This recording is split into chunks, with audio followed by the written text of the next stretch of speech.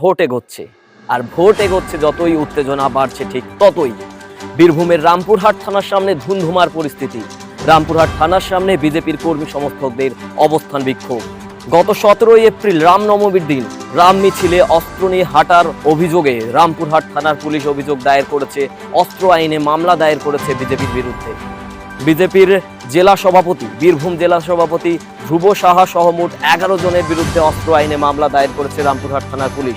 সেই মামলার বিরুদ্ধেই বিজেপি কর্মী সমর্থকরা ঘেরাও করেছেন রামপুরহাট থানা। চলুন দেখে নিই সেই চিত্র। বীরভূমে পুলিশের সঙ্গে ধাক্কাধাক্কি বিজেপি কর্মী ও সমর্থকদের। বীরভূম রামপুরহাট থানার সামনে বিজেপি কর্মী ও সমর্থকদের বচসা শুরু হয় গত 17 এপ্রিল রামনবমীর দিন। রামপুরহাটে শোভাযাত্রা অস্ত্র নিয়ে মিছিল করার জন্য বীরভূম জেলার বিজেপি প্রার্থী দেবাশিস স্তর, বিজেপি জেলা সভাপতি ধ্রুব সাহা সহ 11 জনের বিরুদ্ধে অস্ত্র আইনে মামলা দায়ের করা হয়। তারই প্রতিবাদে বিজেপির এই অবস্থান বিক্ষোভ।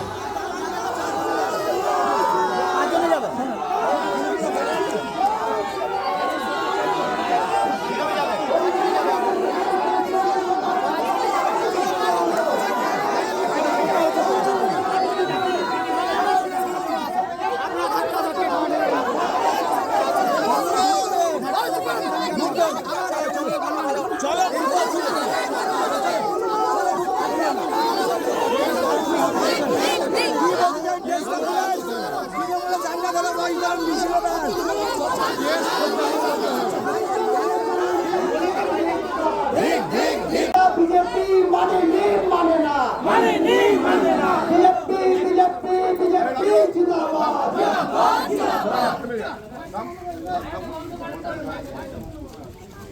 আমরা প্রশাসনের কাছে 5 জন প্রতিনিধি দেখা করব আমাদের কথা।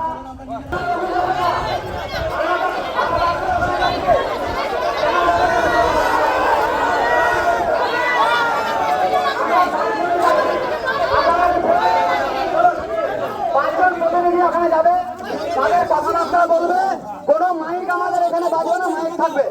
5 জন প্রযোজক, তুমি 5 জন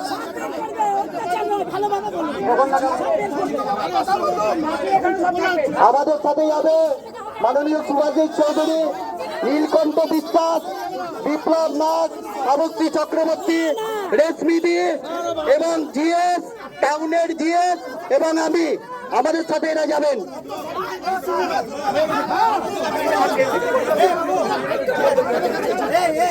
আমাদের রামনবমী শোভাযাত্রা বেরিয়েছিল। সেই শোভাযাত্রায় পুলিশ অন্যায়ভাবে, পক্ষপাতমূলকভাবে রামনবমী শোভাযাত্রাকে বন্ধ করার জন্য বা বলতে পারেন তার সেই ঐতিহ্যকে নষ্ট করার জন্য পুলিশ আর্মস কেস দিয়েছে। সেই আর্মস কেস আমাদের 11 জনের নামে দেওয়া হয়েছে। তার প্রতিবাদে আজকে বিক্ষোভ দেখাতে থানায় আসা। পুলিশ এরকমভাবে তাদের বক্তব্য হচ্ছে হাইকোর্টের অর্ডার অনেকই আছে। হাইকোর্টের অর্ডার আছে যে ওপেন পশু কাটা বন্ধ করি, তো বন্ধ তো হয় না। হাইকোর্টের অর্ডার যদি এটা থাকে অস্ত্র নিয়ে মিছিল বন্ধ, আর্মস আর অস্ত্রের মধ্যে তো পার্থক্য আছে। অস্ত্র নিয়ে যদি মিছিল বন্ধ হয় তাহলে আমাদের অস্ত্রতে কালি লাগা ছিল না, অস্ত্র নিয়ে আগেও শোভাযাত্রা বেরোয়, তাহলে সেগুলো আগে বন্ধ হওয়া উচিত ছিল। রামনবমী তো 5 বছর ধরে হয়েছে, অস্ত্র বেরিয়েছে 1 বছর। পুলিশ যদি এরকম তার মোটিভেশন থাকে, পুলিশ যদি এরকম করতে থাকে, আগামী এই বছর আপনার 500 জনের হাতে ছিল, আগের বছর 5000 লোকের জন্য অস্ত্র থাকবে। অস্ত্র বন্ধ করতে গেলে সব জায়গায় অস্ত্র বন্ধ করতে হবে, অস্ত্র মিছিল বন্ধ করতে হবে, আর না হলে এটা বন্ধ করতে হবে। হাইকোর্ট শুধু হিন্দুদের জন্য বা সনাতনীদের জন্য নয়। পুলিশের সঙ্গে আলোচনা হয়েছে, তারা কেস দিয়েছে, তারা বলেছে যে আমরা আগ্নেয়াস্ত্রর কেস দিয়েছি, কিন্তু আপনারাও দেখেছেন কোনো আগ্নেয়াস্ত্র পুলিশ সিজ করতে পারেনি। যদি সিজ করছে তারা দেখাক। আগ্নেয়াস্ত্র কেস কিসের? কেউ আবেগের বশে নিয়ে এসছে, তো সেটা যদি অস্ত্র নিয়ে আসে তার জন্য কোনো ক্রাইম হয়ে যায়নি, কোনো কিছু অন্যায় হয়ে যায়নি, অস্ত্র নিয়ে কাউকে মার্ডারও করেনি। কিসের কেস? পুলিশের সঙ্গে ধস্তাধস্তি এই কারণে হয়েছে, পুলিশ বলেছে থানার মধ্যে আপনারা এসছেন কেন? পুলিশ গেট খোলা রেখেছে তো আসবেই, পুলিশ গেট বন্ধ করে রাখা উচিত ছিল যদি থানায় ঢুকতে দেওয়া না ছিল। আমার বাড়িতে দরজা খোলা থাকলে চোর ঢুকবে না? আমরা তো চোর লয়, আমরা তো পুম মারতে আসি না থানায়, বিক্ষোভ দেখাতে এসেছি। গেট বন্ধ করে রাখতে। পুলিশ মাইক বন্ধ করেছে, থানার মধ্যে তাদের নাকি 144 ধারা কিছু থাকে, ঢোকা যায় না। তো সেটা যদি বন্ধ করে দিয়েছে, তার জন্যই আমাদের সঙ্গে পুলিশের বাকবিতণ্ডা বা ধস্তাধস্তি। পুলিশ সেটা স্বাভাবিকভাবে ভালোভাবে বললে আমরা বন্ধ করতাম। আমরা একটা রাজনৈতিক দলের প্রতিনিধি, আমরা পুলিশের সঙ্গে মারামারি করতে আসিনি, ঝামেলা করতে আসিনি, বোমও মারতে আসিনি। যখন থানার ভিতরে বোম নিয়ে ঢোকা যায় তখন তো পুলিশ পালিয়ে যায়, টেবিলের তলে ঢুকে যায়।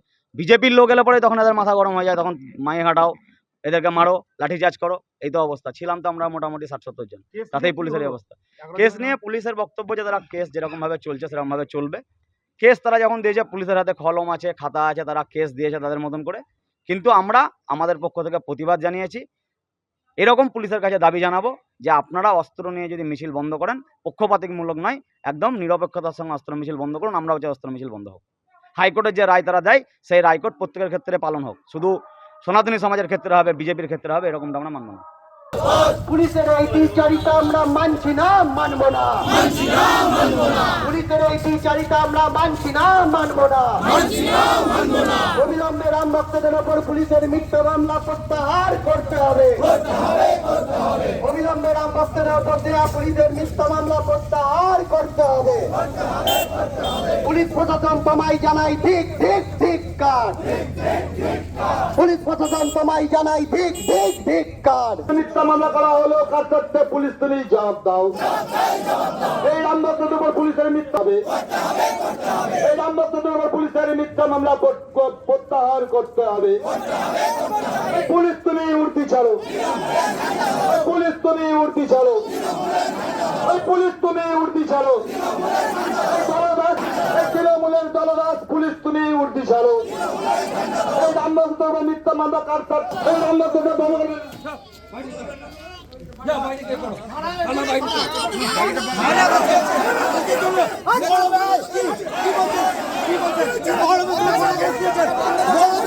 দাদা একটু শুনুন না।